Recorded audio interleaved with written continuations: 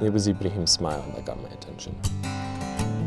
I started this documentary on peacemaking in Israel and Palestine, thinking it could be a hopeful film. I wonder what sophomore me would think now. Welcome. How are you today? Good? Come have tea, coffee. With my sickness in Jordan, Lebanon, Syria, Iraq, Kuwait, Saudi, where I go, I made family. We have word in Arabic say, وين ما بتروح ابني جامع. Where you go, build a mosque. You never can build a mosque everywhere you go. But what the mosque? The people you're going to meet.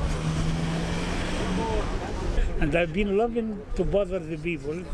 You want to take a picture? You want to ride on the donkey? And I kidnap them, take them home. ويني مرتك؟ ها؟ ويني مرتك؟ في البيت. أنا مش ساكن هون. This is a guest house. I have a huge building. I have 12 apartments. And I have all my children and grandchildren in the building. Far away from here, 5-7 minutes.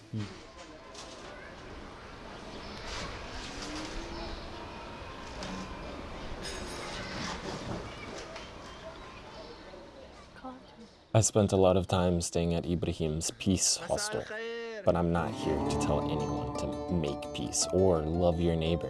Because actually, what Ibrahim and his houses in Eastern Jerusalem showed me is why peacemaking was empty words before October 7th, 2023.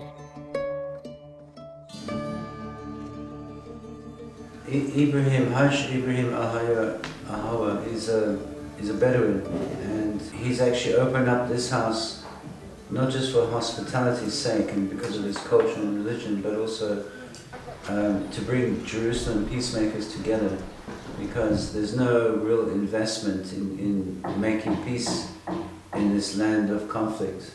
It's more investment in weapons of war and conflict than weapons of making peace.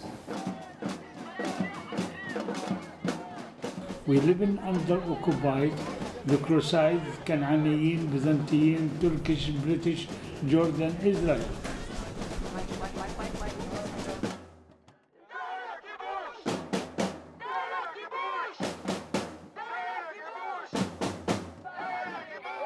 I carry a message to say, first thing, you have to say, and you must, to love your neighbor as your brother. Your neighbor is your brother. Because today we have this phone call and all that. But before, your brother in another village, he cannot help you if your home catching fire. Who will help you? Your neighbor. Your neighbor is your brother, not your brother by birth who live in another town, another village. As we must love our neighbors. And when you don't care about neighbor, you are not worth anything. Do you know a man, Ibrahim Ahmed Abu Alawa? He lives from Mountain of Olive. Of course I know him. For many, many years. Yeah. Abu Ala. Haj Ibrahim. The man always was striving for peace. He always striving for good things. He always, any friend, they want to bring peace to this land. And, why not? Ibrahim is somebody very special. You know? Yeah, I love him. Ibrahim has been my friend for 45 years. I was 22 years old in 1977. And I met this man, and it was love at first sight. I love this man. I love what he stood for. I love the way he spoke. I loved how generous he opened his home. At that time, his family lived in that home well over 125 years. I felt like all of Jerusalem knew Ibrahim from the Mount of Olives. Ibrahim, the peacemaker. The Bible says that when the Messiah returns, he will return here to the Mount of Olives. A shop owner once joked that if the Messiah does return, Israel wouldn't even give him a passport. That's because people who have lived on the Mount of Olives since before Israel was a state are Palestinian.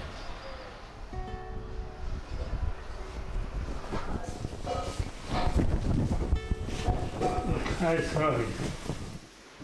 We are all the children of Adam and Eve. And we are here in this country, we are the children of Sayyidina Ibrahim alayhi salam. وإحنا أولاد سيدنا إسحاق ويعقوب. I believe in this. So we are all the same brothers.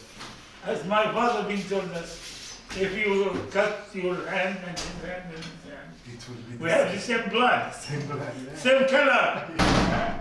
You understand? Same color. For that I grow in this way. Many they think I'm crazy. What mean peace home, welcome center, feeding people, give the hunger. امسك وتوقع من ايدي. I love it. It makes me rich to know the people. I have very bad sickness. I love to bother the people on the street and grab them and kidnap them and bring them home. What I need from this life, I came here, a chef and cook and just to feed people. I want people to eat the food what I cook. It's not a business, it's not money. Yeah. And for that I feel I'm really rich. I'm very happy you are here, and I'm very happy to those guys who welcome you here. Yeah. Me too. I'm so happy.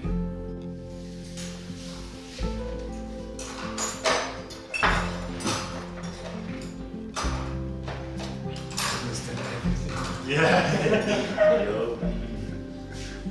Call me crazy, but I believe in peace, and I believe peace is possible, and I believe that one day, inshallah, one day, God willing, it will happen, and it will happen there.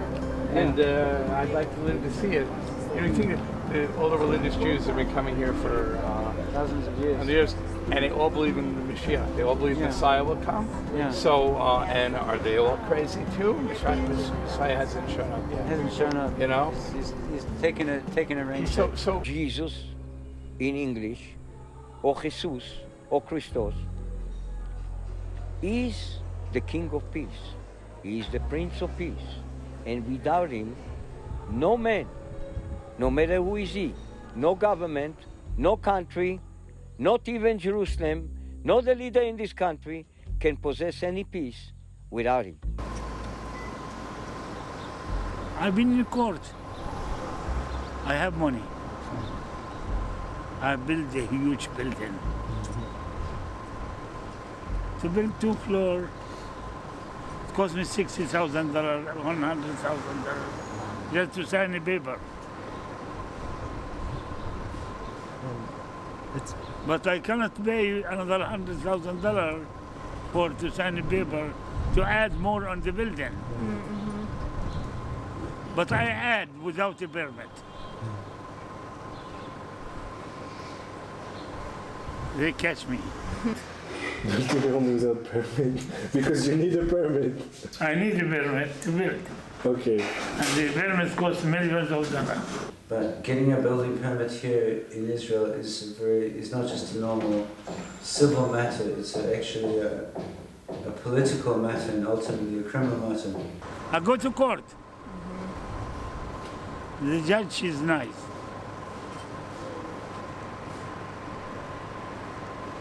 I'll go with this.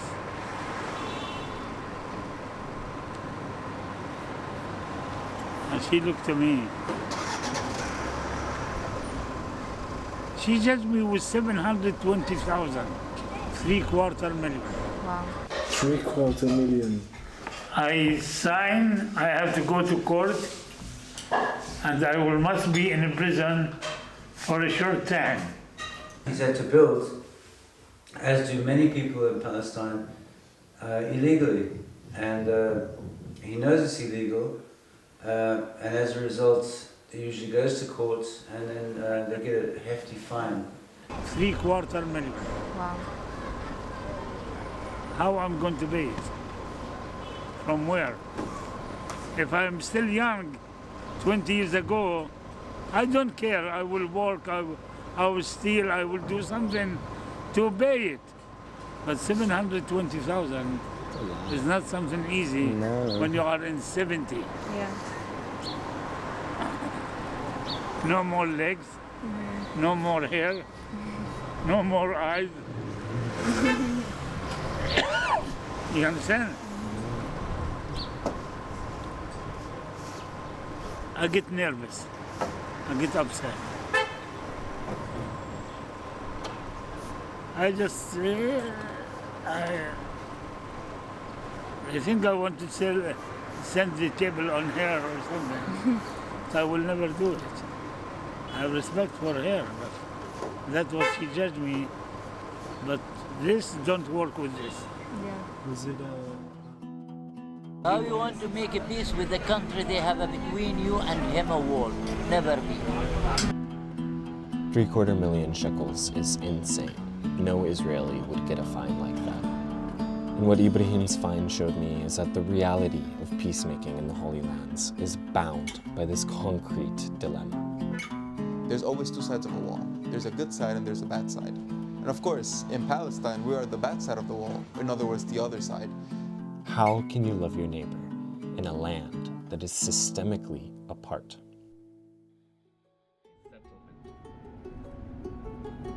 In the West Bank, in liberated Judea, the settlement movement starts in Hebron, by the way. I'll tell that story later. But Jews are moving to Judea and Samaria, but without protest. There's no opposition. Jews are moving to these areas because it's actually a fulfillment for Israelis of the biblical promise to return to the heart of the Holy Land, the Promised Land, the biblical heartland. This is Hebron, in Arabic, Halil. In biblical times, this city was the capital of Judea. Now it's the industrial capital of the Israeli-occupied West Bank.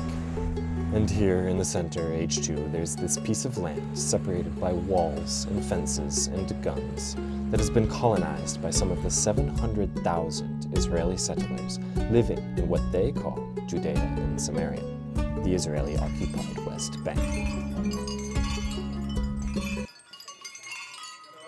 This is Noam Arnon, okay? Noam Arnon, spokesman of the Jewish community of Hebron. We learned about Hebron. We actually were dreaming about Hebron. I couldn't expect that I'm going to be here, that someday I'm going to be in charge of some project here. It's a way that the religion and the Orthodox Jews step by step take control of the country. And that's in this settlement. And this was the shop owner that you just saw. This was his shop. They don't want him owning a shop underneath the settlement because they're worried he could put a bomb in the shop and collapse it from underneath. So they closed the shop of this Palestinian in an area of Hebron that is Palestinian owned, that is Palestinian territory. And those cages above me? Those are to prevent Israeli settlers from throwing rocks and things onto Palestinians below. Okay, there's legitimate shopkeepers. They're not terrorists. But we don't know who's a shopkeeper and who's a terrorist. We have to, unfortunately, military order, close the shops. The tragedy is that in order to safely secure the right for Jews to live here in the heart of Hebron, the army puts up those checkpoints and those roadblocks and imposes curfews. And guess what? Our presence here has come to resemble a colonial settler outpost, like the European, the Belgians in the Congo, right? A foreign occupation army. We are in an area that's called Masafar Yatta, which is about a few Palestinian villages. Mainly the Palestinians, like their heritage, their tradition, their culture is to live as farmers and shepherds.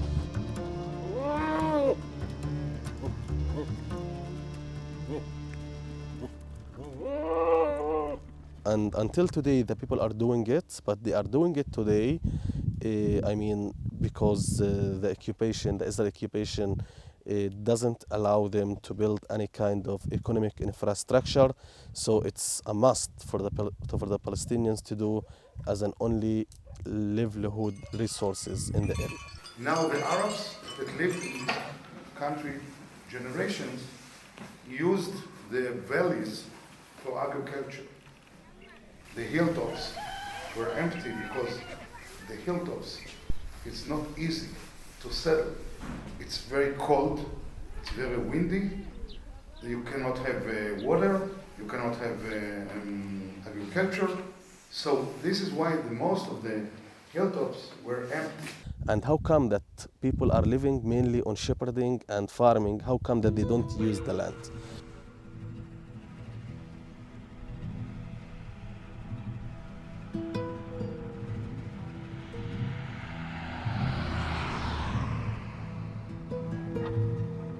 Yeah, we have a garden that we bought. It's a piece of land from my family that is in the front of the settlements. It's under threat to be confiscated by the Israeli settlers for the settlements. So also, all the attack from my parents, from my family members, it's happened there because it's very, very close to the settlements, and settlers are trying to take it as a part of the settlement. So all we were there, and they came and they tried to raise their sheep inside the land, and that's to let us know that it's for them. We are expecting like the attacks by the settlers at any times, and we stay awake all the night, like because it's easier to be awake in order to see the attacks that is starting before it start, than to be killed while you are sleeping, for example. So that's the reason that we are making like shifts between each other in order to stay awake, to avoid any invasion by the settlers to the village. And also, yeah, this is like what we are mostly doing every night. When they come to me, they're like, you have to have peace, you have to love your neighbor. What does peace mean for me? For you, you may think that it's peaceful, you have to love your neighbor, that's what God commanded. But it's a whole different perspective or point of view over here in Palestine. What does peace really mean?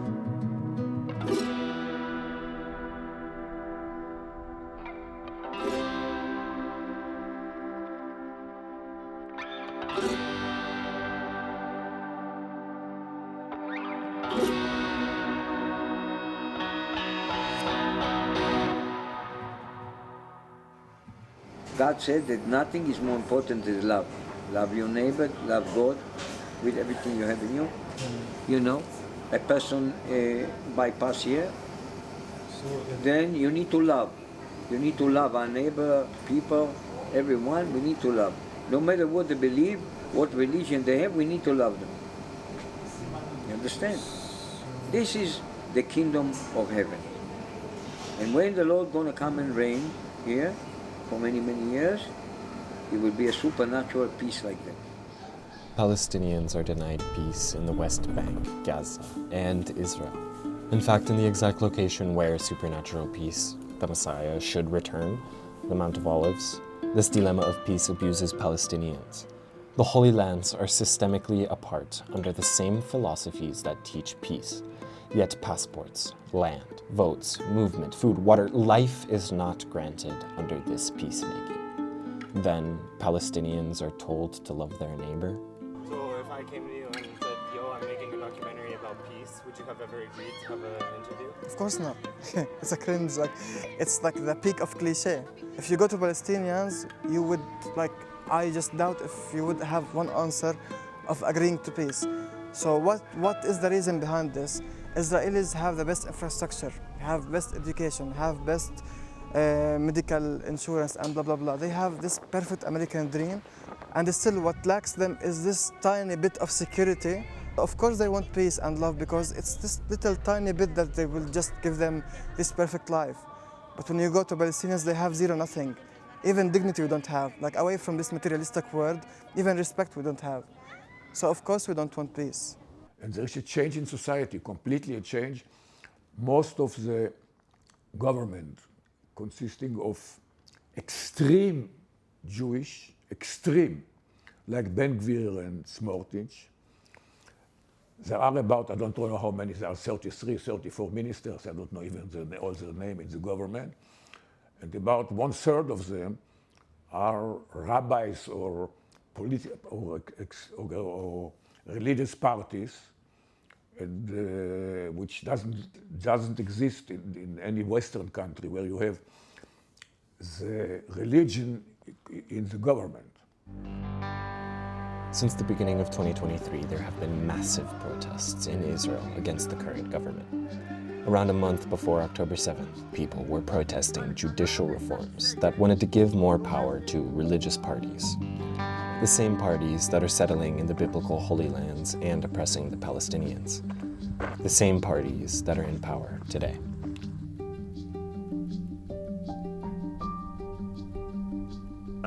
I was wondering about the judicial reform of the courts. People here voted for the majority in the parliament, and they support the reform. Do you care at all about the judicial protests? Of course not. Listen, the ones that will get fucked up by those reforms are Palestinians, and we know this. Where were you when you were seeing all these laws that are just discriminating against Palestinians in every spot on this country? And when your specific interests, when your Jewish Israeli interests are being under attack, you come and with this cute face and you say, we need to unite together against this government. No, just fuck off. What you were before, like for real. I know I'm against everything. I mean, I'm against everything make violence. I didn't go to the army. You didn't go to the army? No. How did you get away with it? I sound crazy. You sorry? I sound crazy. Wow, really? You faked being crazy to go to the... I don't want to fight anyone.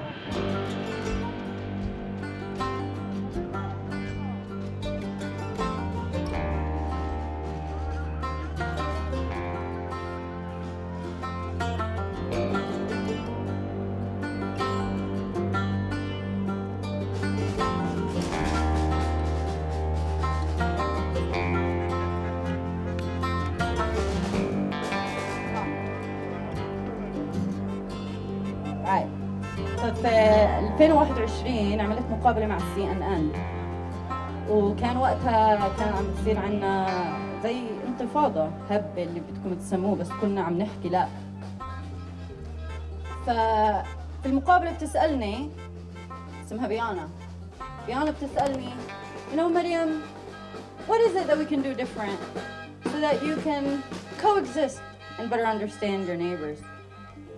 فوقتها مسكت حالي وجاوبتها، بس كان في جواب تاني كان بدي أجاوبه. في جواب تاني جواتنا كلنا، واللي هو a little less graceful, but it goes a little like this. Coexist بيانا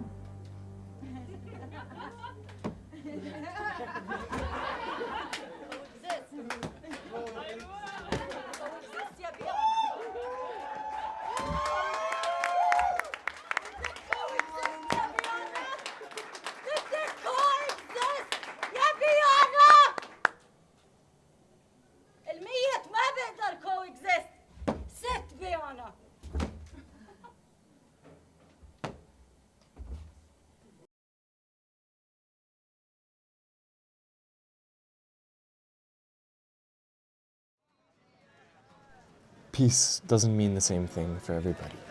Someone like Ibrahim, someone who really does love their neighbor, lives nonetheless under a system that targets him for his being Palestinian. His attitude about it all is rare, but the systemic apartness that plagues Ibrahim also plagues the Holy Lands, and is more accurately described as the crime of apartheid, a systemic crime that Israel imposes on Palestinians through its laws. For example, the unfair fines Ibrahim continues to receive for his house. I know what the government is doing to him because he built on top of his house for his expanding family. They keep, the government keeps adding money to the fines that he has to pay, and he has no way to pay it. I received a receipt a few days ago, 175,000 to pay. To pay more. It's an unfair situation. He's an 80-year-old man. 175,000 I owe the government now. It's something new. And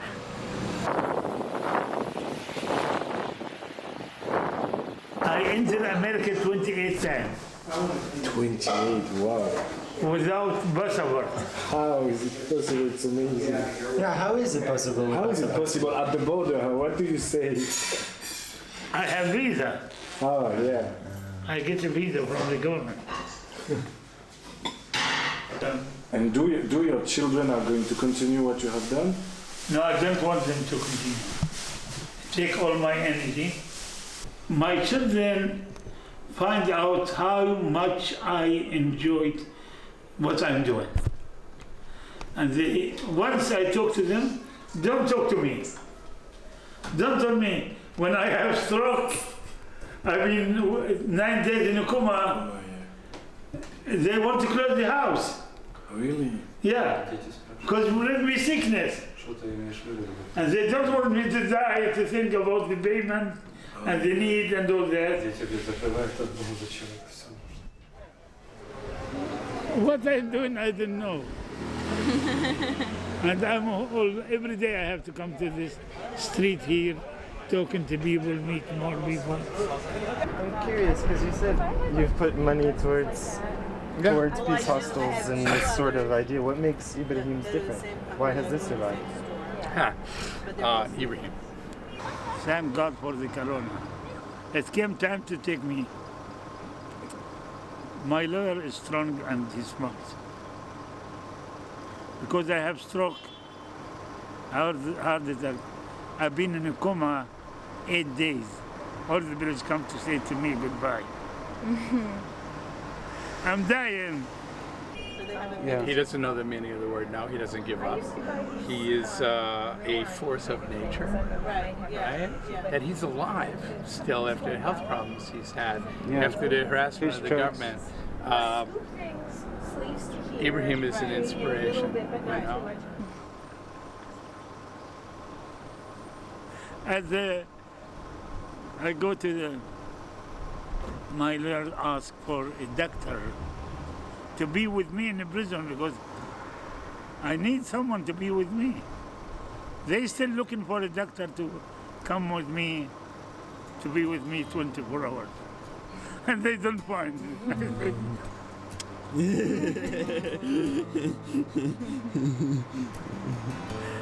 They tell me, how you can live?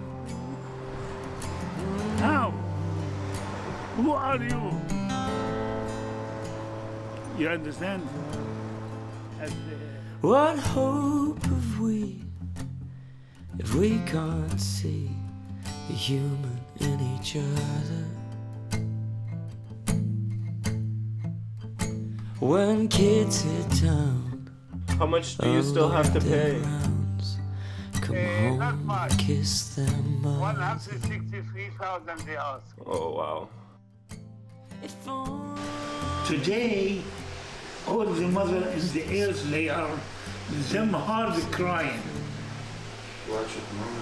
All the mothers, they need love. Without that, it's not going to heal. Don't pay attention to what's going on, how they broken the heart of the mother, how they taken them children and let them die. For what? The land is still here. I planted a tree on the roof of the house. You planted a tree? Yeah, to bring me holy money. I like. That's what I say to the judge. Oh yeah? What did he say? Yeah. He said, you left on me. I don't have planted money tree on the roof of the house. Do you still have respect for the judge? Pray yeah. for peace Good. within our home.